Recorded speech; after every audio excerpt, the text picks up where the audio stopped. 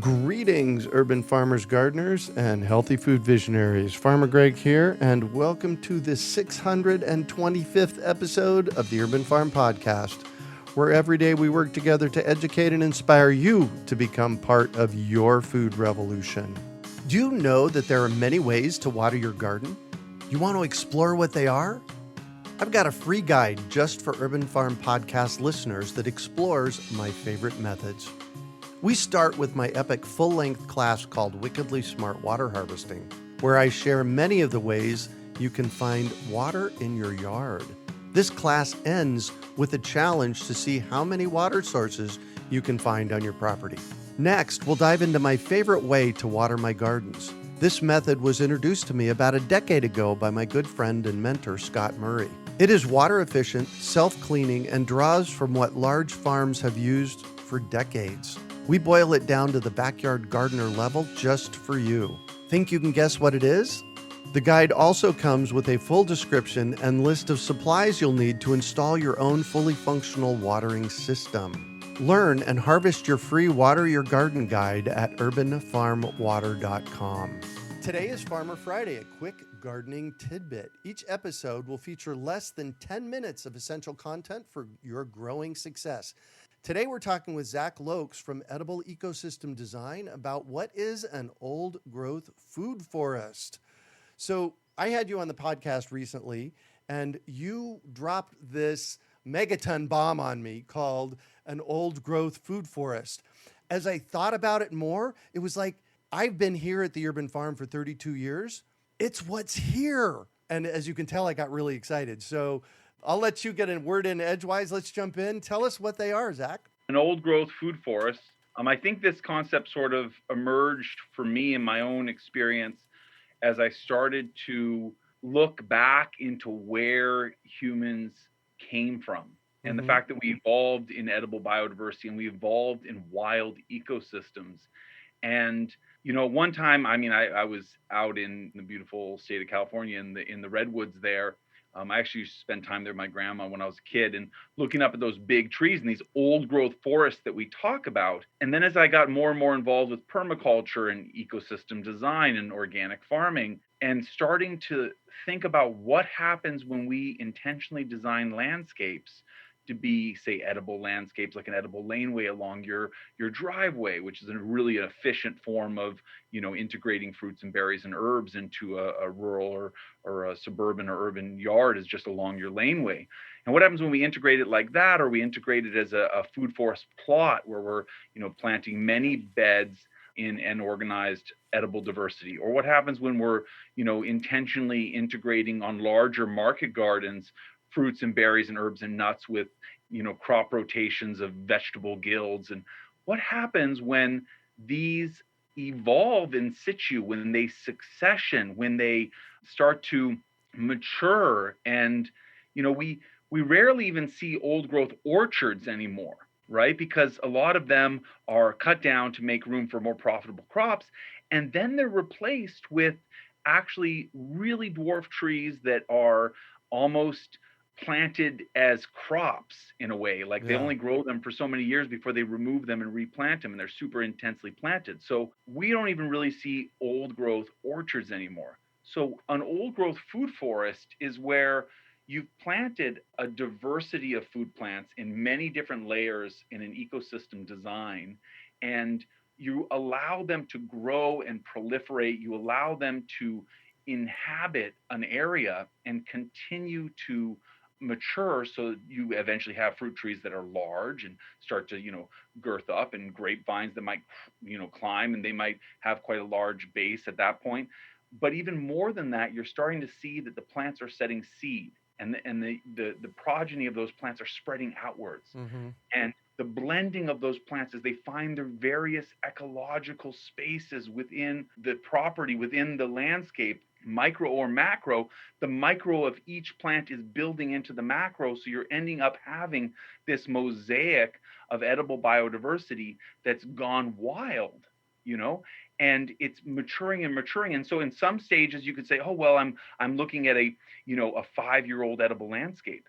Well, I'll tell you, in most North American properties and most properties in many areas around the world, that already is something that's rarely seen. Right. And we start talking about seeing a 10-year-old, or 15-year-old edible landscape or food forest, or 20-year-old, or like you're saying, a 30-year-old edible ecosystem, planted, growing, maturing, having set progeny down, having developed layers, having sorted itself out so you're no longer the designer, you're just the steward and the person living within Oh, that habitat. dang, I like that.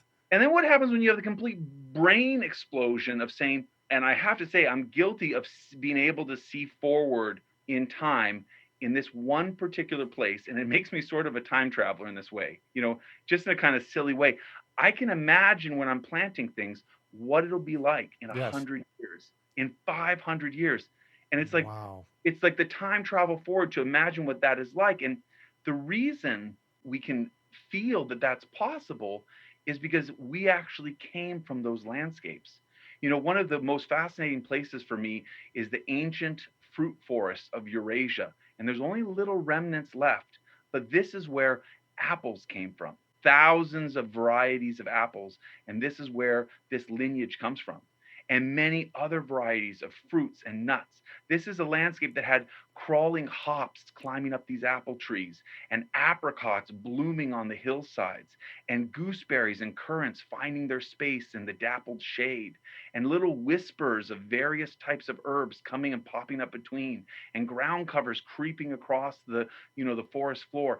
This was an ecosystem that early peoples migrated to and through, and they carried with them their favorite fruits, and they fell by the roadside as they moved from place to place, and they came up as young saplings in the midden heaps around their communities. And eventually we had the idea to domesticate more and more and propagate more and more and select more and more. And we created the diversity that humans have created, this agrobiodiversity. And so the old growth food forest is a reimagining of our ancestral human habitat in the Wow. spaces that we live in today. That is amazing. And I kind of want to spend just a minute or two digging into how did you come up with that? Greg, I think that well, I mean, like in all honesty, when I was writing my first book, The Permaculture Market Garden, I ended it by an imagining of what I was doing on the farm and like what this would look like. Uh-huh. Because a part of it is, in order to be a farmer, a market gardener, a vegetable gardener, Hmm. an annual producer, and then to consider planting a tree, which is a perennial investment, Yes. you have to ask yourself, well, why? Where's that benefit? Because we're in such a short-term game kind of world, right? So, Yeah. but it's a short-term game, long-term pain. So we have to think about how can we get more return off our perennials now. And so I started to reason out, the benefits in the short term of planting edible hedges in a farm, the wind breaking, the snow retention and the water Mm. absorption, Hmm. the in situ organic matter production, the coppicing of hardwoods for tomato sticks, all these sort of things.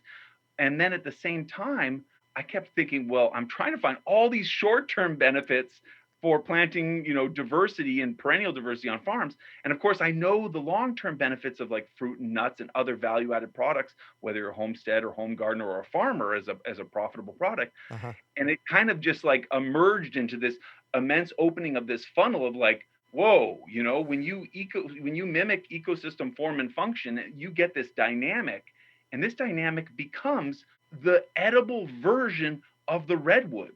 It becomes the edible version of the tropical rainforests. It becomes Wow. the edible version of the temperate forests that were really edible and biodiverse in where I live right now. But a regrowth of it with even more edible and useful varieties, because it's the varieties that we actually created, the heirloom agrobiodiversity.